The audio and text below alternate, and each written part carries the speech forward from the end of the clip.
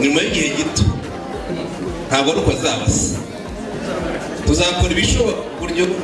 Dorcas azabona ko hari icyahindutse ntabwo mubyishimiye ko mudagumya amashyi y'amashyaka kugira ngo babwire ko ni message mbahaye kitarenze amezi 5 cyangwa umwaka ni mwinshi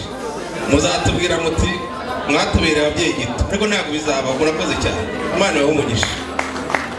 ababyeyi tubongera amashyi menshi bati muzamusanga ikizigira kigwiriye hanyuma rero reka twa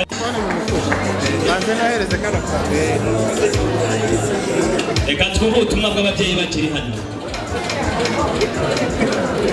turashimira Imana yakoze itangazo kuri uyu munsi tukaba dushingiye umukobwa wacu tukamushingira umuhungu